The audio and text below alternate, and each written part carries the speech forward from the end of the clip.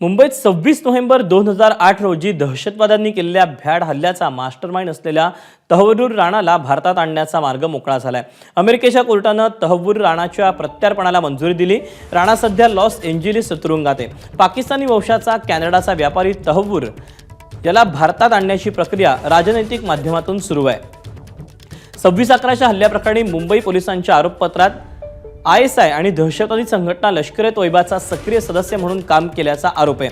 राणानं मुंबई हल्ल्याचा mastermind David Coleman हेडलीला मदत केल्याचंही आरोपपत्रात म्हटलं गेलंय, ज्यानं हल्ल्यासाठी मुंबईतील ठिकाणांचा शोध घेतला होता। इतच मोठी उपलब्धी आहे। यातनं भारत आणि अमेरिका विशेष करून दहशतवादाच्या क्षेत्रामध्ये दोघांमधले संबंध येत्या काळामध्ये घनिष्ठ राहतील अशा प्रकारचे संकेत मिळत आहेत। यातनं अमेरिकेचा एकूणच दहशतवादाच्या प्रश्नाकडे बघण्याचा दृष्टिकोन जो आहे तो बदलल्याचं आपल्याला दिसून येत आहे।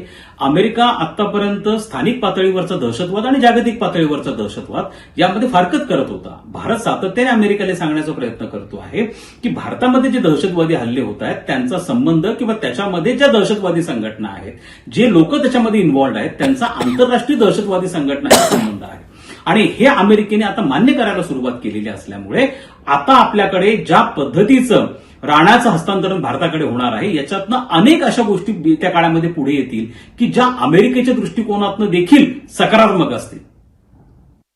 ही भारतासाठी निश्चितच मोठी एबीपी माझा, उघडा डोळे बघा नीट।